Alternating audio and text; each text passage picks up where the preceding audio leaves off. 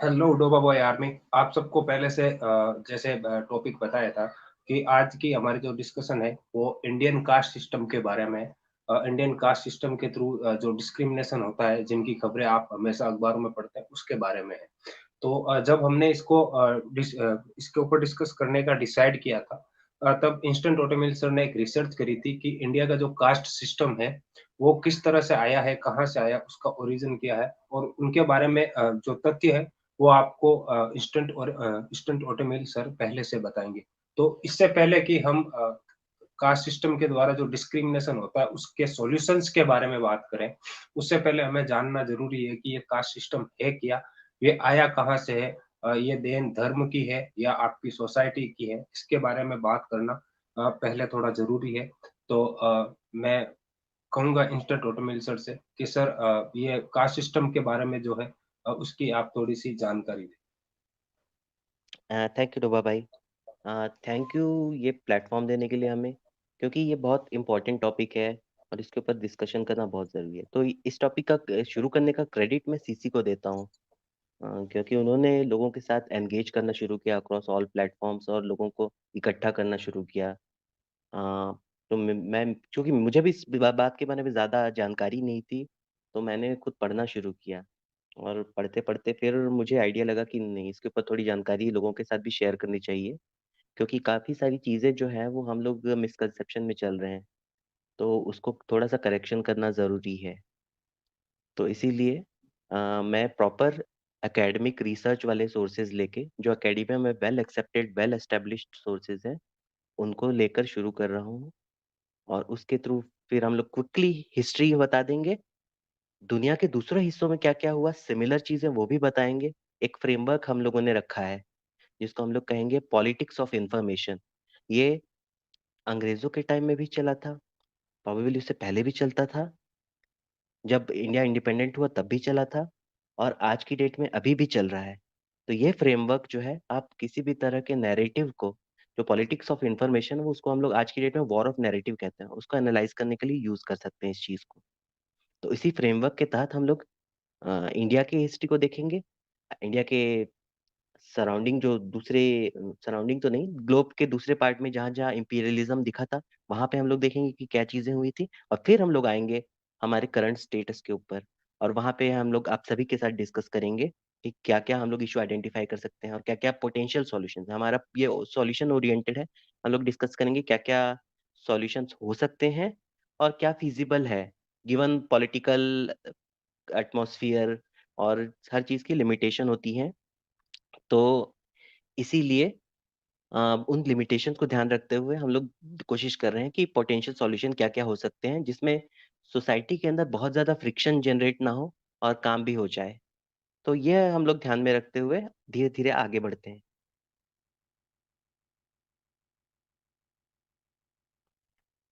और बीच-बीच में मैं कोशिश ये भी करूँगा कि जहाँ आपका इनपुट आ सकता है, वहाँ पे मैं थोड़ा-सा रुकूँगा और आपका इनपुट लेने की कोशिश करूँगा।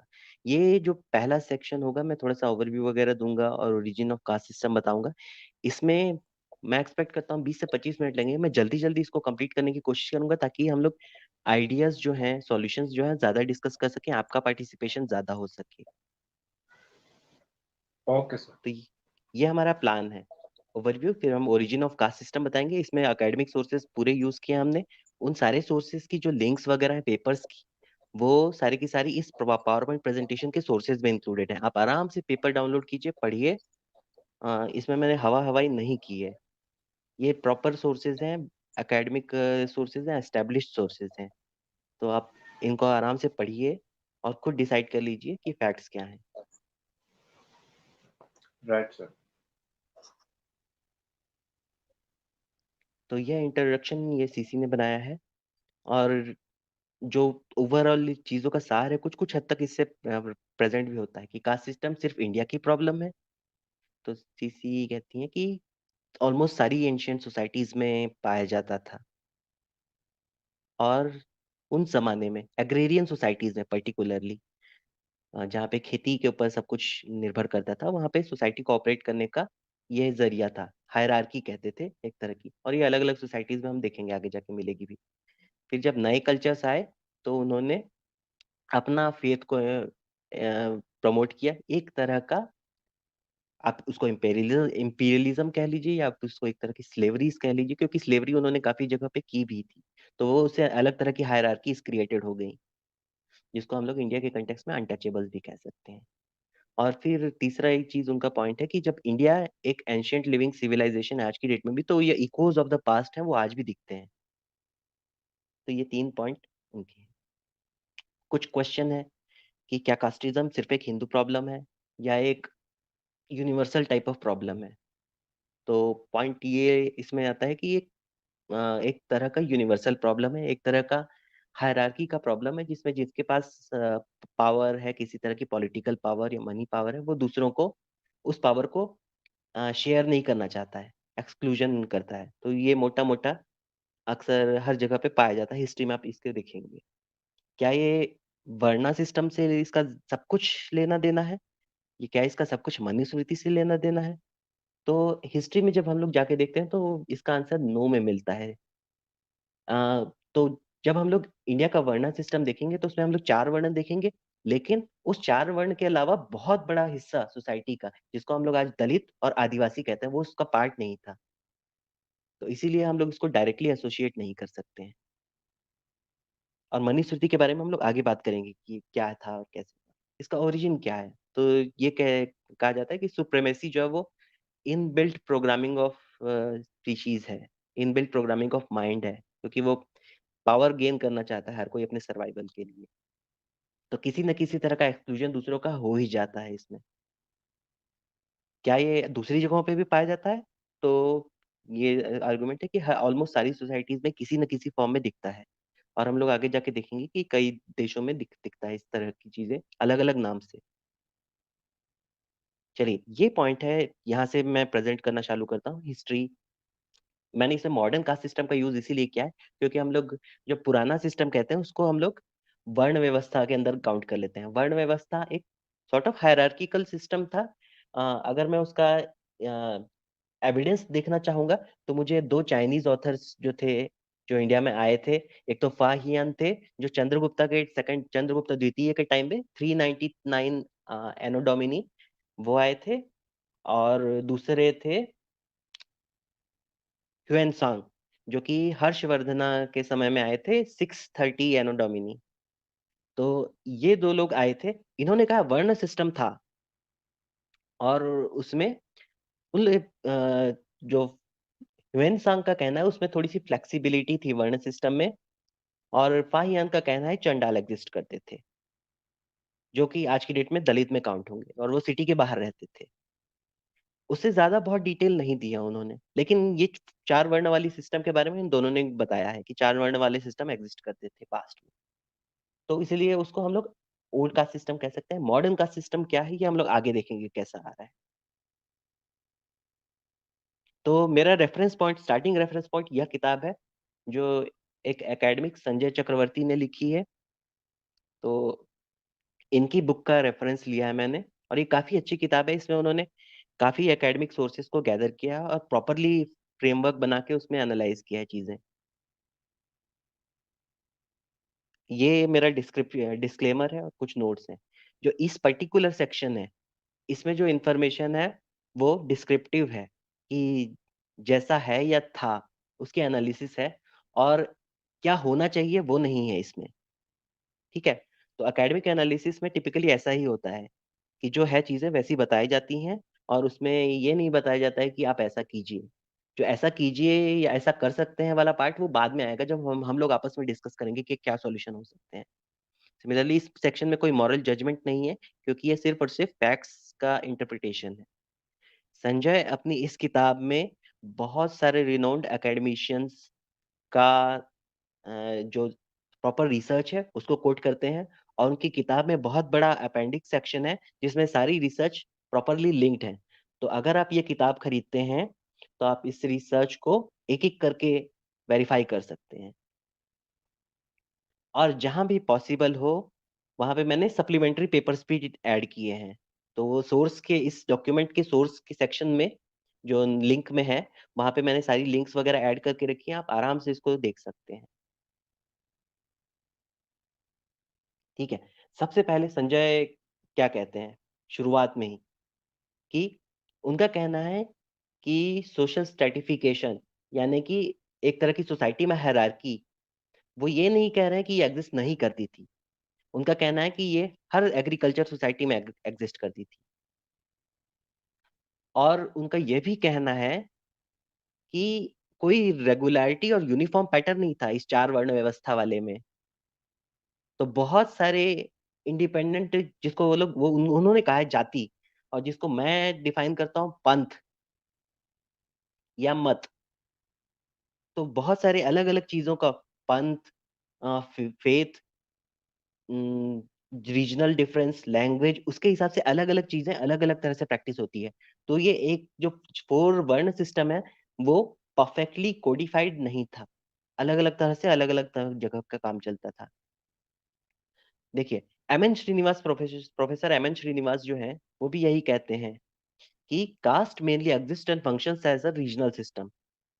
तो यूनिफॉर्मिटी नहीं है इसमें, अलग अलग जगह पे अलग अलग तरह से चलता है। सिमिलरली प्रोफेसर सुमित गुहा उससे एक कदम आगे जाते हैं। ये दोनों जो प्रोफेसर हैं वो थोड़ा सा sort of left of centre leaning professor हैं। तो हम लोग इनकी बातों को कंसीडर कर सकते हैं अगर ये खुद ऐसा कह रहे हैं। तो प्रोफेसर सुमित गुहा जो कहते हैं वो ऐसा कहते हैं कि जो circle of recognition of caste, ये रीजन से भी छोटा था, वो कुछ गांवों का था, होता था मिला के। तो जो एरिया था एक पर्टिकुलर कास्ट का वो और भी छोटा होता था। और सुमित गुप्ता कहती हैं कि caste system pre colonial era से पहले एग्जिस्ट करता था, पर कई अदर स्कॉलर्स के इस बारे में सीरियस डाउट है, और संजय इस चीज को वो प्रेजेंट कर रहे हैं एविडेंस के साथ में। तो ये अदर व्यू क्या है, उसके लिए उन्होंने एक फ्रेमवर्क बताया है, और इस फ्रेमवर्क को आप ध्यान में रखिएगा, ये आगे आने वाली हर चीज में ये यूज होगा। तो हम लोग इस पॉलिटिक्स ऑफ इंफॉर्मेशन वाले फ्रेमवर्क को हम लोग वॉर ऑफ नैरेटिव कहते हैं। अब इसमें कुछ क्वेश्चन पूछते हैं, और इसका मेन पॉइंट ये है कि इंफॉर्मेशन जो बनाता है, जो डिसाइड करता है कि क्या इंफॉर्मेशन होगी, वही सोसाइटी में पावर विल्ड करता है।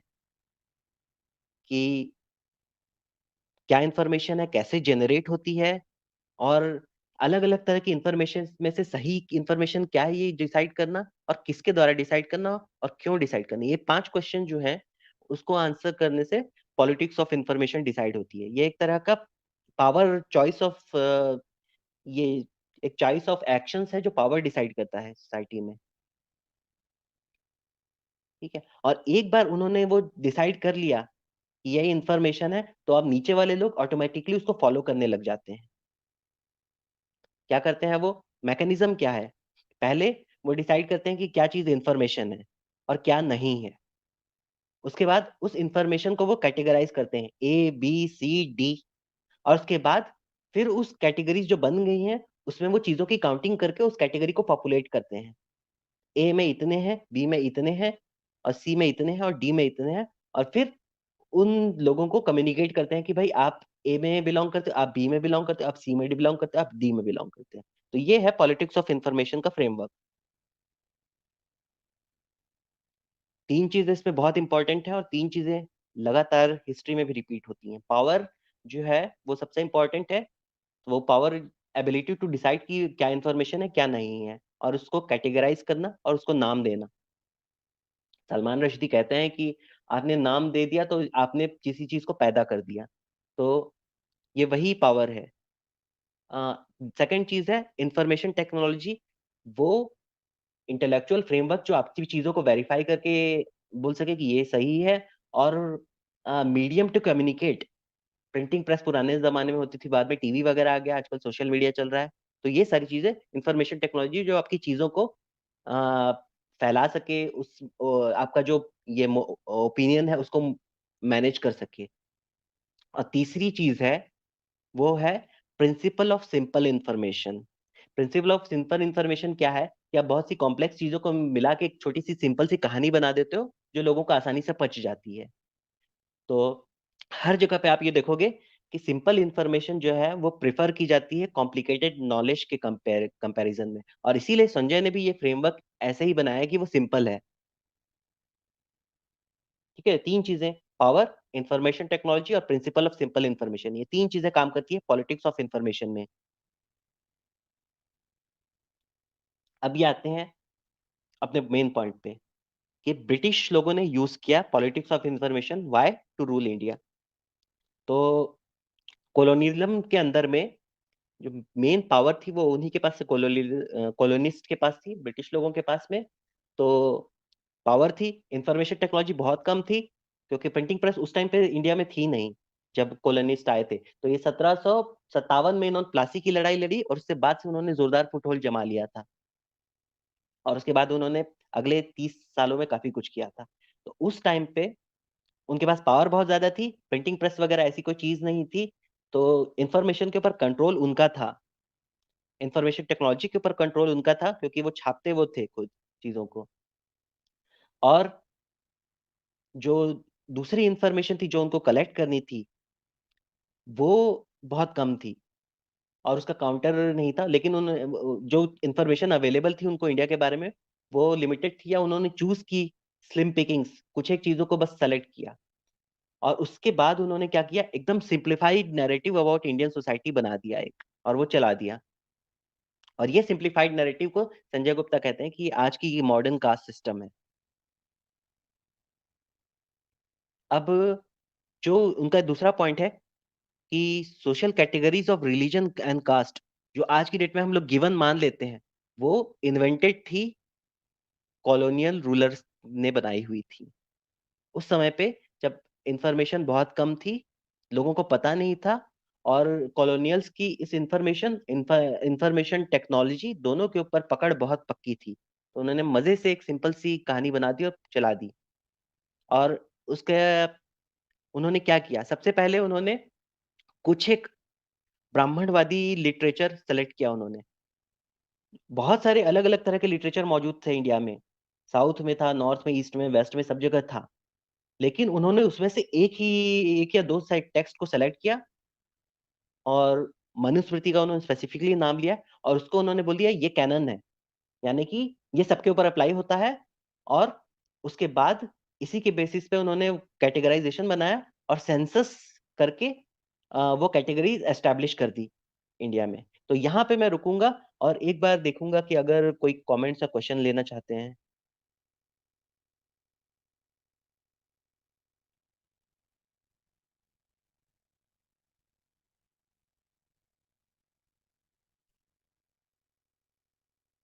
सीसी, अब आप प्रेजेंट है क्या? हाँ जी, बिल्कुल प्रेजेंट है। ऑसम ऑसम, ठीक है। चलिए, यहाँ तक का अब अगर आपका कोई पॉइंट हो इसमें तो ऐड कर सकती हैं। एज सच कोई पॉइंट नहीं है अभी, तो basically we are just discussing the history कि भाई हाँ, कास्ट सिस्टम वाज प्रेजेंट और दूसरी सोसाइटीज में भी था, कोई it's not a Hindu based society का नहीं है ये। किसी भी एंशियंट सिविलाइजेशन में किसी ना किसी तरह का एक सोशल स्ट्रक्चर था।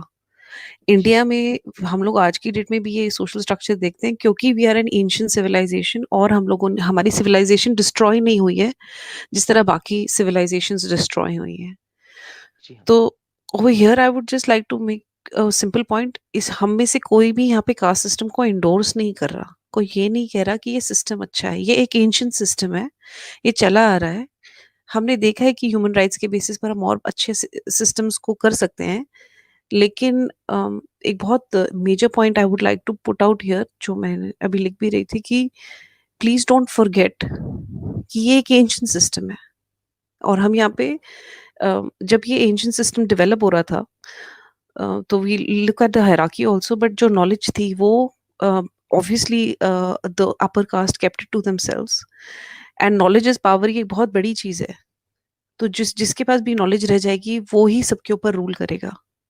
तो knowledge was not freely given to everybody, लेकिन that knowledge has a major, तभी हम देखते हैं चाणक्य के पास the kind of economics principles ही गिव्स, आज की डेट तक हम नहीं देखते कि लोग इतने अच्छी पॉलिसीज निकाल सकते हैं। तो there is a lot of science in our civilisation also, we should not forget that.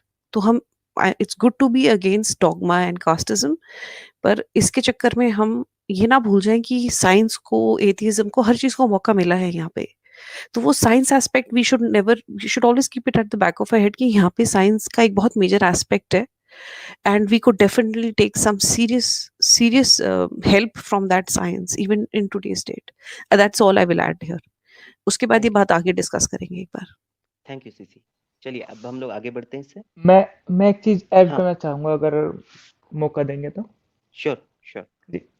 अच्छा, मैं अपने व्यूअर्स को एक चीज और ऐड करना चाहूंगा कि इस मोमेंट पे जब हम ये रिप्रेजेंट कर रहे हैं हिस्ट्री को और अपना करंट सिस्टम को जब डिस्कस करेंगे, तो इसमें उ, उस हम अगर थोड़े टाइम के लिए इस एस्पेक्ट को बाहर निकाल दें कि ये कौन बोल रहा है, और हम रेदर देन कि हम लेबल्स लगाना शुरू करें एक दूसरे के ऊपर कि कौन ब्राह्मणवादी है या कौन नहीं है, कौन किस कम्युनिटी से है, अभी हम इसको एज एज ए फैक्ट, मतलब जो चीज डिस्कस हो रही है उस बात को पे ज्यादा ध्यान दें कि ये चीज क्या चल रही है, ताकि इससे हम अगर सोसाइटी में हम फाइट कर सके तो उस पे बेटर सॉल्यूशंस पे आ सकें, rather देन कि हम उसमें से भी एक दूसरे के लिए कमियां निकालना शुरू करें। यही मैं इस मोमेंट में बोलना चाहूंगा। इस समय पे सब अपने आप को थोड़ा सा शांत रखते हुए अपने दिमाग को और अपने मन को थोड़ा सा कंटेंट पे ज्यादा ध्यान दें, रेदर देन कि ये कौन प्रेजेंट कर रहा है या ये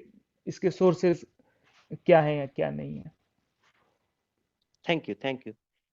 चलिए हम लोग आगे बढ़ते हैं। तो अब ब्रिटिशर्स ने पॉलिटिक्स ऑफ इंफॉर्मेशन क्यों रूल की, क्यों यूज की? तो एक्चुअली ये हर कॉलोनाइजर या हर एम्पायर यूज करती है। अ, उनको रूल करने के लिए चाहिए थे ये पावर, और अपने सब्जेक्ट्स को रूल करने के लिए पावर, इंफॉर्मेशन चाहिए, इंफॉर्मेशन इज पावर। और उस इंफॉर्मेशन और पावर को यूज करने के लिए उनके पास, उनके अगेंस्ट कोई वो नहीं था, काउंटर नहीं था। और ये काउंटर जो था वो बहुत बाद में डेवलप हुआ। So let 19th century, 1870s 1880s के बाद से 1930s के बीच में जो इंडियन नेशनलिस्ट थे वो एक तरह का काउंटर आए जो ब्रिटिश के नैरेटिव्स को काउंटर करने की कोशिश करते थे। लेकिन जब ये बात मैं कर रहा हूँ तो वो 70s 60s से लेके 1820s की बात है। तो उस टाइम पे उनके ऊपर कोई कंट्रोल नहीं था और वो मजे से ये पॉलिटिक्स ऑफ इंफॉर्मेशन खेल रहे थे। तो अब ये देखिए, ये एक influential American anthropologist Bernard S Cohn ने अपनी किताब में कहा है, colonialism and its forms of knowledge में, ब्रिटिश ऑफ इंडिया नाम की किताब है। उसमें उन्होंने साफ साफ कह दिया है कि establishment and maintenance of nation states depend upon determining, codifying, controlling and representing the past. फिर उन्होंने कहा British in India created and normalised a vast amount of information that formed their basis of capacity to govern. तो यही उनका point है कि आप information को जनरेट करते हैं, कंट्रोल करते हैं और ये डिसाइड करते हैं क्या इंफॉर्मेशन है, तो वो आपकी एबिलिटी ऑफ रूलिंग को बढ़ाता है और आपको आपके जो शासन है उसको वैलिडिटी देता है। चलिए आगे बढ़ते हैं। तो ये 3 आइडियाज हैं। सिंपल सा है, आपको अपने सब्जेक्ट्स या आपको अपनी प्रजा के बारे में इंफॉर्मेशन चाहिए, जानकारी होनी चाहिए। और जो रूलर वो नॉलेज प्रोड्यूस करता है based on what they already know, यानी अपने वर्ल्ड व्यू के हिसाब से ही वो नॉलेज डेवलप करता है। ये थॉट आगे काम आएगी हमारे जब हम लोग ब्रिटिशर्स के बारे में बात करेंगे। और फिर तीसरी चीज है, ये नए इंफॉर्मेशन है उसको प्रॉपरली कैटेगराइज करते हैं, डॉक्यूमेंट करते हैं और बेसिकली ब्यूरोक्रेटाइज करते हैं, इसके ऊपर पॉलिसीज बनाते हैं। और ये सारी चीजें जो है वो रूलर्स के बेनिफिट के लिए होती हैं। और ये जो इन्फॉर्मेशन है वो सिंप्लीफाई भी की जाती है। तो ये 3 प्रिंसिपल है, ये इंडिया में भी दिखेंगे हमें। कैसे हुआ, ये 3 स्टेप में बताया जा रहा है इस सेक्शन में। तो सबसे पहला एक ब्रांच ऑफ स्टडी जो कि basically study of Hindu faith, जो उन्होंने नाम दिया था स्टडी ऑफ इंडिया एक तरह से कह सकते हैं। उस स्टडी फील्ड का नाम ओरिएंटलिज्म है। उसको ब्रिटिशर्स ने फाइनेंस किया और डेवलप किया। ये हुआ 1765 के बाद, 70s में ये स्टार्ट हो गया था और इसका फील्ड का नाम है ओरिएंटलिज्म। और ये उनका वर्ल्ड व्यू और इंटेलेक्चुअल फ्रेमवर्क है जो उनकी इंडिया में पॉलिसीज को डिफाइन करता है। और कास्ट सिस्टम इसके अंदर में कोडिफाई किया गया था, बना था। सेकंड है ट्रांसलेशन ऑफ सेलेक्ट ब्राह्मणवादी Sanskrit text out of hundreds of text within Sanskrit और अदर लैंग्वेजेस लिटरेचर। तो संस्कृत के अंदर में भी सैकड़ों चीजें थी, डॉक्यूमेंट्स थे, क्योंकि इंडिया शुरू से हेटेरोडॉक्सिकल सोसाइटी रही है। तो एक पंथ वाले दूसरे पंथ के बारे में ग्रंथ लिखते रहे हैं, बहुत सारे ऐसे सैकड़ों ग्रंथ मौजूद हैं। हर कोई अपनी अपनी किताब लिख देता है, लेकिन उसमें से उन्होंने एक सेलेक्ट की, और उन्होंने इंडिया की फोकलोर को भी इग्नोर कर दिया कि जो डिफरेंट कम्युनिटीज अपने बारे में क्या कहती हैं उसको भी इग्नोर कर दिया। ये सारी चीजों को इग्नोर कर दिया। उन्होंने एक चीज को पकड़ा और उसको उन्होंने अपना जो सिस्टम बनाना था उसका बेसिक्स बना के चला दिया, और ये बोला कि सबके ऊपर यही अप्लाई होगा। और इसके बेसिस पे उन्होंने मल्टीपल कॉलोनियल सेंसस इस अपने सिस्टम के ऊपर बनाए, और वो ही चीजें हैं जिसने कास्ट सिस्टम को मजबूत कर दिया। तो ये 3 स्टेप में उन्होंने ये अचीव कर लिया। क्विकली मैं इससे गो थ्रू करता हूँ। ये first draft of India history ये अंग्रेजों ने लिखा था। इनके 3 ब्रिटिश इंटेलेक्चुअल थे। इनमें से पहले थे सर विलियम जोन्स। इन्होंने मनुस्मृति का अनुवाद किया था 1790s में। ये पहले व्यक्ति हैं जिन्होंने मनुस्मृति का इंग्लिश में ट्रांसलेशन किया था। दूसरे हैं जेम्स मिल, और तीसरे हैं सर मोनिये। तो ये 3 लोग हैं जिन्होंने मेनली जो इंडिया की हिस्ट्री ड्यूरिंग कॉलोनियल टाइम ये इन्होंने लिखी थी। और क्या किया इन्होंने, जो चेरी पिकिंग की और एक सिंपल नैरेटिव बना दिया। जो डिफरेंट चीजें थी, डिफरेंट टाइप्स ऑफ पीपल थे, उनको उन्होंने इग्नोर कर दिया और एक सिंपल सा नैरेटिव पकड़ के बना दिया। और उसकी वजह से क्या हुआ कि रिलीजन बेस्ड इलेक्टोरेट वो ब्रिटिश इंडिया में चल रहे थे, और उसके बाद में इंडिया में कास्ट बेस्ड रिजर्वेशंस वो आ गए, और वो उनकी वजह से हमारी आइडेंटिटी आज की डेट में जो है वो डेवलप ऐसे हुई है। चलिए आगे बढ़ते हैं। यह है प्रिंसिपल ऑफ सिंपल इंफॉर्मेशन। बहुत ही सिंपल है। अगर आप कहीं भी सर्च करेंगे नॉलेज हायरार्की या DIKKW मॉडल, तो ये आएगा आपके सामने, ये ट्रायंगल। सबसे नीचे होता है डेटा। आप इसको कैटेगराइज करते हैं और इसके कनेक्शंस को देखते हैं तो इंफॉर्मेशन बन जाता है। इसको और जानने की कोशिश करते हैं तो इससे वो नॉलेज में डेवलप हो जाता है, जिसमें थ्योरीज और मॉडल्स वगैरह होती हैं। और अगर आप इसका और अच्छे से यूज कर सकते हैं कि इस सवाल को आंसर करने के लिए क्या सही है और ये क्यों होता है, तो वो ट्रूथ की फॉर्म ले लेता है और उसको विजडम कहते हैं। तो ये टिपिकली नॉलेज जो है वो इस हायरार्की में चलता है, लेकिन ये हायरार्की सिर्फ और सिर्फ एक्सपर्ट्स के लिए अप्लाई होती है। हमारे जैसे नॉर्मल लोगों के लिए क्या अप्लाई होता है, सबसे नीचे होती है कहानियां, स्टीरियोटाइप्स, लेबल्स, और उसके ऊपर में होती है मोर कॉम्प्लेक्स स्टोरीज, और 10 लोग मिलके कह रहे हैं तो ये सही होगा। उसके ऊपर क्या होता है, हमारे ट्रेडिशंस आ जाते हैं, और हमारी जो कम्युनिटी होती है उसकी चीजें आ जाती हैं, और उसके ऊपर जाएंगे तो फिर वहां पे वो डाउट्स क्रिएट होने जाते हैं। तो ये जो सिंपल इंफॉर्मेशन पर्सपेक्टिव है हम लोग उसको फॉलो करते हैं टिपिकली। तो ये प्रिंसिपल ऑफ सिंपल इंफॉर्मेशन है, और जो आप राइट साइड में देख रहे हैं ज्यादातर लोग उसको यूज करते हैं। लेफ्ट साइड वाला है एक्सपर्ट्स यूज करते हैं। चलिए कैटेगराइजेशन जो है उसका बेसिक्स बता देता हूँ। तो उसका बेसिक्स जो थे वो यूरोपियंस के खुद के गवर्निंग सिस्टम थी, उनकी खुद के डेवलपमेंट में थी। क्योंकि रेनेसां के अंदर बाद में उन्होंने पाया जब साइंटिफिक डेवलपमेंट शुरू हुई तो उन्होंने हर चीज को कैटेगराइज करना शुरू किया, हर चीज को नेमिंग देना शुरू किया, और वही सिस्टम उनके अंदर में बस गया, और वही सिस्टम उनकी गवर्नेंस में भी आ गया। तो जब वो गवर्नेंस करते थे तो वो इसी सिस्टम का यूज करते थे कि हर चीज को कैटेगराइज करते थे, हर चीज को नेमिंग करते थे, और उसके हिसाब से काम करते थे, जिसको वो टैक्सोनॉमी कहते थे। तो यही प्रिंसिपल उन्होंने इंडिया में भी अप्लाई कर दिया। और ये उनका संजय का यहाँ पे कहना है कि हिंदू नाम की जो कैटेगरी थी वो किसी भी ऑर्गेनाइज्ड कोहेसिव और इंस्टीट्यूशनल सेंस में एग्जिस्ट नहीं करती थी until the end of 18th century, यानी कि 1790 1799 तक एग्जिस्ट नहीं करती थी। और एक्चुअली ब्रिटिशर्स ने ये टर्म, जो हिंदुइज्म नाम की टर्म कॉइन की है, वो 1820s 1830s में पहली बार हमें लिटरेचर में मिलती है, एकेडमिक लिटरेचर वगैरह में मिलती है। तो जो लोग अपने आप को जाति के नाम से जानते थे, पंथ के नाम से जानते थे, और तो और जो लोग बेसिकली 4 वर्ण व्यवस्था के अंदर भी नहीं आते थे, जो कि आदिवासी थे और दलित थे, वो सारों को मिला के उन्होंने हिंदू का नाम दे दिया गया ब्रिटिशर्स ने। चलिए आगे बढ़ते हैं। ये ओरिएंटलिज्म, इसके बारे में मैं बात कर चुका हूँ कि इन्होंने क्या किया कि संस्कृत टेक्स्ट कुछ एक किया, उसको पकड़ के उन्होंने एक दो को पकड़ के कैटेगरीज डिफाइन कर दी और उसके बाद पीपल लोगों को अलग अलग कैटेगरी में बांट दिया और ये मनुस्मृति में सेलेक्ट कर लिया। और अच्छा, मनुस्मृति लोग कहते हैं, कुछ एकेडमिशियंस का कहना है कि ऋग्वेद को भी इसे कनेक्ट किया, लेकिन ऋग्वेद जो हुआ था वो ट्रांसलेट 1850s के बाद में हुआ था। मनुस्मृति जो ट्रांसलेट हुआ था वो 1790s में हुआ था। तो इसके बीच में बहुत बड़ा फर्क है, 2-3 जनरेशन का फर्क है। और जो ब्रिटिशर्स ने अपनी पॉलिसी ओरिएंटलिज्म वाली चलानी शुरू की थी वो 1790s के आसपास से चलना चालू हो गई थी। तो इसीलिए ऋग्वेद इससे अलग है और बाकी दूसरे टेक्स्ट भी जो है वो बाद में ट्रांसलेट हुए। तो पहला जो चीज थी वो मनुस्मृति ही सेलेक्ट की थी उन्होंने। और सारे ब्रिटिश लोग ट्रांसलेटर वगैरह थे वो ब्रिटिश थे, की ट्रांसलेटर और डिसीजन मेकर कि क्या इंक्लूड होगा क्या नहीं होगा। कुछ एक इंडियन लोगों को उन्होंने सेलेक्ट किया लेकिन पेपर में उनको नाम नहीं दिया उन्होंने।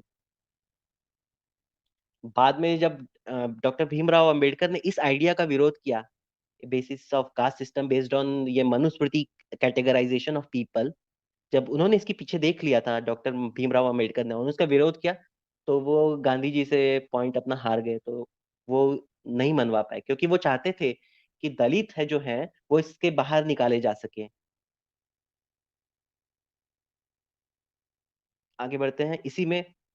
तो थोड़ी सी हिस्ट्री है इसमें जो मैं पहले भी डिस्कस कर चुका हूँ कि उन्होंने ब्रिटिश ईस्ट इंडिया कंपनी ने 1765 में दीवानी यानी टैक्स कलेक्शन के राइट्स खरीद लिए थे बंगाल, बिहार और उड़ीसा में। और ये चीज उनके लिए इंपॉर्टेंट है क्योंकि उन्होंने यहाँ पे जो है एक तरह से एडमिनिस्ट्रेशन बिठाना था इन 3 जगहों पे। और एडमिनिस्ट्रेशन का मतलब है आपको लीगल मैटर्स में इन्वॉल्व होना होगा लोगों के, कॉन्ट्रैक्ट से जुड़े हुए मैटर्स कि भाई इसने मेरा काम करके काम किया है और पैसा देने में दिक्कत हो रही है, या फिर किसी का परिवार का झगड़ा था, इस तरह की चीजों को इनको एडमिनिस्ट्रेटिव नजरिए से देखना था, इनको रूलिंग्स देनी थी। इसलिए इनको लॉ चाहिए थे जो कि कॉमर्स और पब्लिक लाइफ को गवर्न कर सके। अब कई लीगल सिस्टम थे, कई कम्युनिटीज थी, हर कम्युनिटी अपना अपना सिस्टम चलाती थी। तो ये इनको समझ में नहीं आया क्योंकि इन लोगों का जो रेफरेंस पॉइंट था वो Bible based English common law था जो सबके ऊपर अप्लाई होता था इनके। और ये शरिया से भी अवेयर थे कि भाई शरिया है, सब में मुस्लिम में वाला ये यूज होता है। अब इनको जो नॉन मुस्लिम पॉपुलेशन थी उसके अंदर में दिख नहीं रहा था कि भाई क्या अप्लाई करें, non Muslim non Christian population, क्योंकि ये हर कोई अपना अपना पंचायत है या ऐसे कुछ एक मिला के कम्युनिटी में अपने अपने सिस्टम से रूलिंग करते थे। तो इसलिए उनको एक वन कॉमन लॉ चाहिए था और वो वन कॉमन लॉ को ढूंढने के लिए उन्होंने रिसर्च फंड की और उस रिसर्च ब्रांच का नाम ओरिएंटलिज्म था। ठीक है, ये एक टर्म आती है इंग्लिश लिटरेचर में जब आप 1790s के आसपास में देखते हैं, 1790 से 1920s या इवन आफ्टर 1775 वगैरह, तो जेंटू नाम की टर्म आती है। और ये जेंटू टर्म जो है वो उस इंफॉर्मेशन गैप को फिल करती है। Non Muslim, non Christian, non Buddhist, non Jain population of India. तो ये जेंटू टर्म जो है वो पोर्चुगीज से शायद पिक की हुई है, ये संजय का कहना है। और पोर्चुगीज में ये टर्म हीथन्स के लिए यूज होती है। और उन्होंने एक बढ़िया सा एग्जांपल दिया है कि एक ईस्ट इंडिया कंपनी में सर्जन थे, उन्होंने किताब लिखी इंडिया के मिथोलॉजी, कॉस्मोजेनी, फास्ट, फेस्टिवल, और उस किताब का नाम दिया जेंटू लोगों का ये सब कुछ, फॉलोअर्स ऑफ शास्त्रा। तो ये किताब बहुत पॉपुलर हुई वहां पे, 1765 में पब्लिश हुई थी, बहुत पॉपुलर हुई, ट्रांसलेट हुआ। इससे भी इंपॉर्टेंट एक और किताब हुई, उन्होंने code of Gentoo laws in 1776, और ये डायरेक्टली सर्व करने के लिए ब्रिटिश ईस्ट इंडिया कंपनी और governor of Bengal Warren Hastings, आप ये नाम याद रखिए क्योंकि यही जो वॉरेन हेस्टिंग्स थे ये आगे जाके गवर्नर जनरल ऑफ इंडिया बन गए 1773 में। और उन्होंने इन्हीं प्रिंसिपल्स को यूज किया था आगे जाके। तो इन्होंने खुद भी अपने 1772 के जुडिशियल प्लान जो कि बेसिकली रूलिंग प्लान था उसमें उन्होंने जो बंगाल के रहने वाले लोग थे उनको जेंटू नाम दिया था। और हिंदुइज्म या हिंदुइज्म जैसी टर्म्स थी वो बहुत बाद में आते थे, जैसे कि राजा राम मोहन राय ने अपने लिटरेचर में ये टर्म्स यूज की थी। और तो हिंदू टर्म जो थी वो इंडियंस लोग खुद, इवन संस्कृत टेक्स्ट में कभी नहीं दिखी गई थी, ना ही इंडियन लोग अपने बारे में कहते थे। इसका हिस्टोरिकल पर्सपेक्टिव था, पर्शियन लोग जो सिंधु नदी के इस पार में रहते थे ईस्ट में उनके लिए यूज करते थे, और कुछ हद तक इस्लामिक जो लोग आए थे वो लोग यूज करते थे टर्म, लेकिन हिंदू लोग अपने बारे में कभी ये टर्म यूज नहीं करते थे। चलिए एक और एविडेंस ले लेते हैं प्रोफेसर हरजीत ओबेरॉय का। उन्होंने यही कहा है कि it was not until colonial times till the term Hinduism was coined and acquired country-wide currency as referring collectively to a wide variety of religious communities, distinct some of them with distinct tradition, opposed practices। तो अलग अलग तरह के लोगों को इकट्ठा करके एक हिंदुइज्म नाम की कम्युनिटी में एक टर्म में डाल दिया गया। और ये जो है ये एक well established view with in academia है कि ये जो टर्म आई थी ये इस एरा में 1820s 1810s 1820s के बीच में आई थी, और दलित और आदिवासी इसको भी इसमें बंडल कर दिया उन्होंने हिंदुइज्म में। तो हिंदुइज्म जो आज हम लोग देखते हैं जिस तरह से, वो एक्चुअली इस चीज का नतीजा है, ऐसा दिखाने की कोशिश की है संजय ने। अब मनुस्मृति के ऊपर आ जाते हैं। तो मैंने जो पहले भी जैसे ही कहा था कि ब्रिटिश लोग जो आए थे वो अपने रेफरेंस से आए थे कि उनको कॉमन लॉ चाहिए था जो कि एक परफेक्ट कोड के ऊपर बेस्ड हो, जैसे कि बाइबल है, जैसे कि कुरान है, उसके ऊपर बेस्ड शरिया है। तो उनको इसी तरह का एक जो जो वो लोग कह रहे थे जेंटू और बाद में हिंदू कहना चालू कर दिया, उनके लिए उनको चाहिए था, पर इनके बहुत सारे अलग अलग थे। तो इनको एक चाहिए था कोई चीज जिससे वो लोगों को गवर्न कर सके, राइट? क्योंकि जो इंग्लिश कॉमन लॉ और शरिया जो है वो एक्चुअली लोगों को गवर्न करने के लिए ही यूज होता था। तो बनाने की कोशिश की उन्होंने। तो 1772 में ब्राह्मण पंडित 11 उन्होंने हायर किए और बनाने की कोशिश की थी। कोड ऑफ जेंटू लॉ 1776 में पब्लिश भी हो गया था, लेकिन इससे खुश नहीं थे ब्रिटिश लोग, क्योंकि उनका कहना था कि पंडित लोग ना अपनी मर्जी से चीजें बनाते चले जा रहे थे।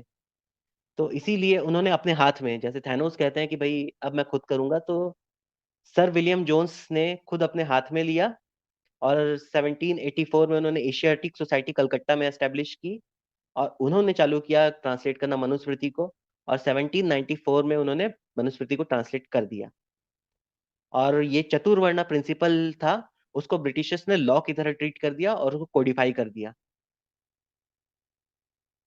चलिए इससे आगे बढ़ते हैं। उनका ये भी कि संजय का यहाँ पे ये कहना है कि मनुस्मृति एक थ्योरेटिकल डॉक्यूमेंट है, एक फैंटेसी है। तो एक तरह का आइडियल वर्ल्ड है जो ब्राह्मण लोगों ने अपनी डिजायर के लिए बनाया था, जो वो कहते हैं गार्डन ऑफ ईडन या शांग्री ला है। तो उनका ये भी कहना था कि ये नाट्य शास्त्र की तरह है जो एक्चुअली प्रैक्टिस में कभी यूज नहीं होता है, सिर्फ एक किताब है। और उनका ये भी कहना है संजय का, और वो कई सारे सोर्सेज भी यूज करते हैं, कि सोसाइटी जो इंडिया में चल रही थी, जो डिसेंट्रलाइज, जो अपनी अपनी कम्युनिटी में अलग अलग तरह से काम करती थी, उनमें से हिस्ट्री में कहीं भी किसी ने भी मेजोरिटी लेवल पे मनुस्मृति यूज किया ऐसा डॉक्यूमेंटेड नहीं है। अब आगे देखते हैं। तो ये अब हम लोग ये जान चुके हैं बात की रिसर्च के बेसिस पे, सर जोन्स का जो एक वर्जन जो उन्होंने ट्रांसलेट किया था 1794 में, वो 50 वर्जन्स चल रहे थे, उसमें से एक था। और ये सब अलग अलग वर्जन थे। जो ब्रिटिशर्स का मानना था और काफी लोगों को मानना है कि जो मनुस्मृति है उसका ओरिजिनल ओरिजिन है 2200 बीसी, सॉरी 200 बीसी के आसपास का है। लेकिन इन्होंने जो लिखी है वो किताब, जिसे कॉपी करके या ट्रांसलेट करके बनाई, वो 13th या 15th सेंचुरी वाला टेक्स्ट है, उसको इन्होंने ट्रांसलेट किया था। और वो टेक्स्ट जो है वो प्लेजराइज एक 11th सेंचुरी के टेक्स्ट गोविंद राजा वर्जन से कॉपी किया हुआ है। फिर से ये कहते हैं कि कोई एविडेंस नहीं है कि 50 वर्जन ऑफ मनुस्मृति जो है वो सोर्स ऑफ लॉ किसी भी रिजीम में थे जो एवर एग्जिस्टेड इन इंडिया।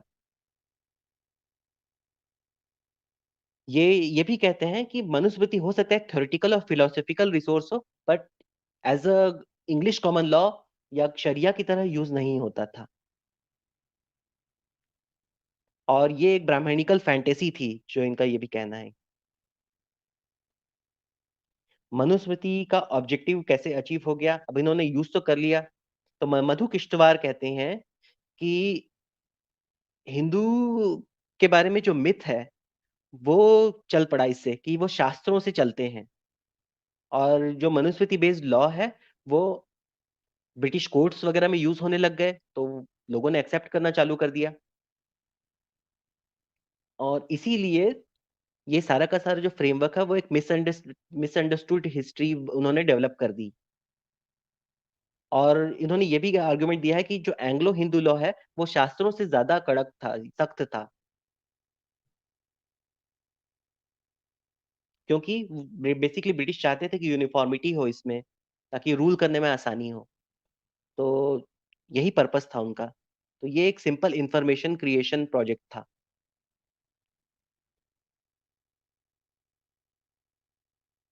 इसमें की थीम्स क्या क्या हैं? तो एक तो है कि वैरायटी रिड्यूस करिए, यही सिंपल इंफॉर्मेशन का प्रिंसिपल है। और सेमिटिक रिलीजन्स जो है, अब्राहमिक रिलीजन्स, उनका मॉडल है कि एक टेक्स्ट हो, एक कोड हो, टेक्स्ट को सर्व करने वाला एक रिलीजियस बुक हो, जो कोड ऑफ गॉड जो मैन को गाइड करता है वो होनी चाहिए। तो वो इंफॉर्मेशन सिंप्लीफिकेशन में यूज की थी। रिलायंस ऑन होली बुक वो भी यूज हुई थी।